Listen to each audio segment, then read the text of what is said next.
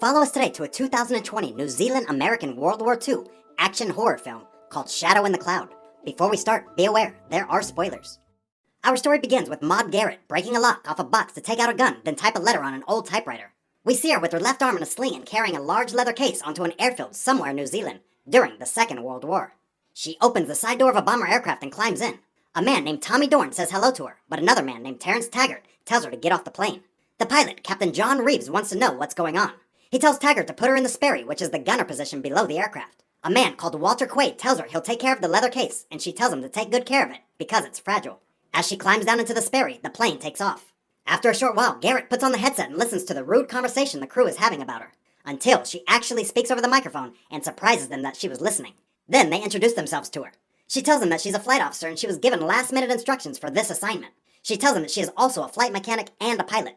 As the plane is climbing, the captain tells them to cut the chatter while they're climbing through the storm. Between lightning flashes, Garrett sees something under one of the wings, some sort of creature. The captain thinks she may be feeling claustrophobic being stuck in the gun turret. He tells her to come up out of the turret, but when she tries to open the hatch, one of the handles breaks off. Taggart, Dorn, and a man called Stu Beckel try to open the hatch from above, but it seems to be jammed. When she asks them what's happening, the captain tells her she is an auxiliary civilian and tells her to relax while they work on it. Garrett reminds him that she is a flight officer and that she has had 200 hours of flight time over the Pacific Ocean, which is probably more than most of the men on the plane. The captain tells the men to leave the hatch and let her cool down for a while. Shortly thereafter, they cut the radio so she can't talk to them any longer. Now, we see Garrett remove the sling and check the pistol that she has been hiding in there. So, it would seem that her left arm is actually not injured at all. As she sits there quietly, she sees a Japanese aircraft flying through the clouds nearby. She grabs the radio headset and tries to notify the captain, but the hatch behind her opens, and a strange creature attacks her. She pushes it back out of the closed hatch, but she can't lock it, so she puts her finger through the hole. She grabs her gun, then drops it, and bullets fall out of the chamber. She gets one bullet into the gun and shoots at the creature outside the hatch. Garrett finds a bolt to lock the hatch, but her finger is broken. She watches the creature move away underneath the aircraft. With a great effort, she straightens her finger, then ties it to another finger. Garrett hears chatter on the radio and puts on the headset. The captain asks her if she fired a gun, but she denies it. She tells him he's hearing things. She tells him that her leather bag is the top priority on the plane. Taggart tells the captain that they heard back from Auckland Radio Control, stating that there is no Maud Garrett among their personnel. They now realize that she is on the plane under false pretenses.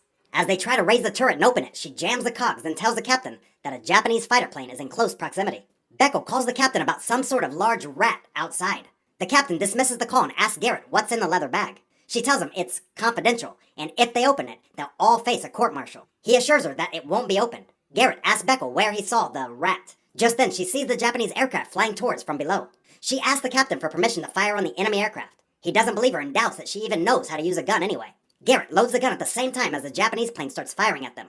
She lets loose with the turret guns and shoots the enemy plane through the wings, and it goes into a dive, leaving a trail of smoke behind. Now, they hear her voice, which no longer sounds like English, but more like an American. The captain keeps interrogating her in case she's an enemy agent. She assures him she is not the enemy and that her maiden name is Garrett. Her married name is Johnson. Garrett reminds the captain that her mission is classified. Just then, a call comes over that Engine 3 is in trouble. As Garrett looks out the window, she sees the creature again, climbing out from inside the wing.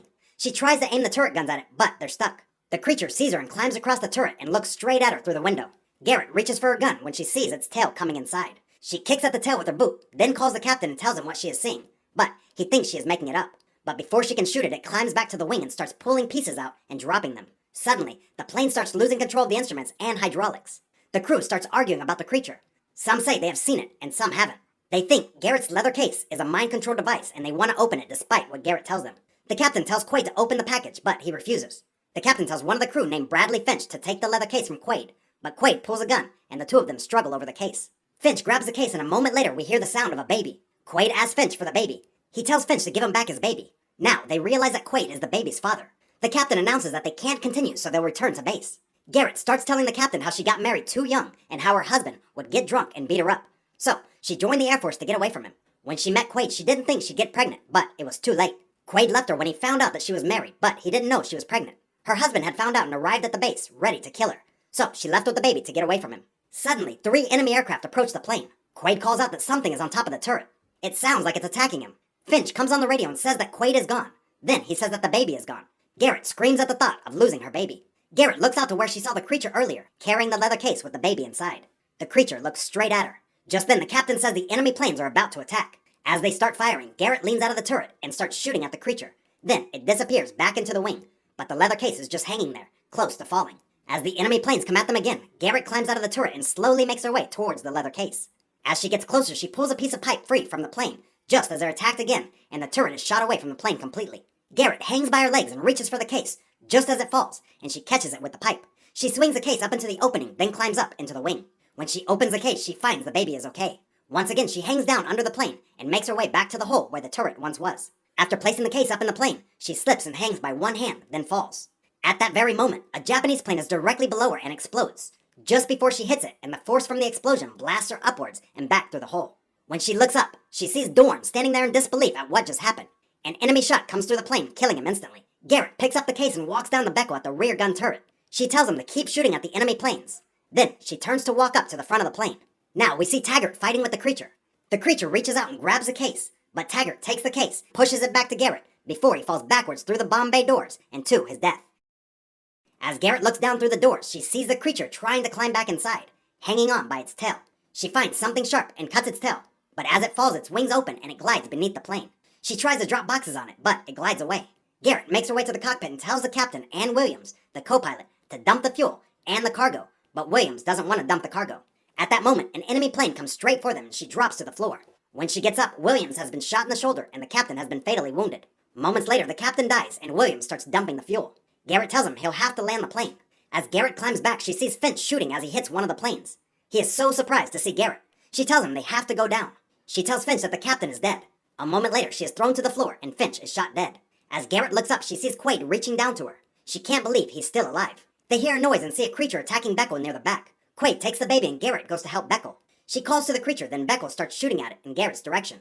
As it comes close to Garrett, she shoots it in the chest and it falls out of the side door towards the ground below. Just then, the last remaining enemy plane comes towards them. Garrett grabs the rear turret gun and shoots at the plane, hitting it, and it explodes just behind them. Garrett realizes their plane is starting to dive, but it's too close to the ground. She runs to the front to help Williams.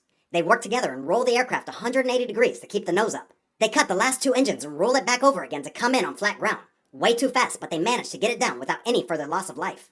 Garrett sits there having an image of Quaid laying dead and the baby's case laying squashed, but then she looks around, and Quaid and the baby are alright. Bekel comes through from the back, so happy to see the others alive. Garrett sees a fire near the oxygen tanks and tells them they have to get out before the plane explodes. They get about 10 meters from the plane before it explodes. Bekel is looking around for the enemy planes, but Quaid tells him they got them all. Garrett walks over to Quaid looking at the leather case in fear. Quaid opens the case and the baby is lying there peacefully, as if nothing has happened. Bekel asks her what she's going to do now, because she'll be in trouble. But Williams says she won't be in trouble because she was being transferred and they lost her paperwork. In other words, Williams would cover for her so she wasn't in trouble. Quaid gets down on one knee and is about to propose marriage to her when suddenly, the creature appears and pushes Quaid over. Then, tries to get away with the leather case, but Garrett has other ideas. She goes after it and hits the creature with the lump of wood, then gives the baby back to Quaid. She turns and walks back to the creature with a determined look in her eyes and starts beating it up, finally finishing it off with its own claw. As she walks back to Quaid, the baby is crying because of hunger. She takes the baby and climbs the mountain nearby, then feeds her baby. Like and subscribe to watch more videos like this, and don't forget to turn on your notifications. That really helps my channel. Thanks for watching.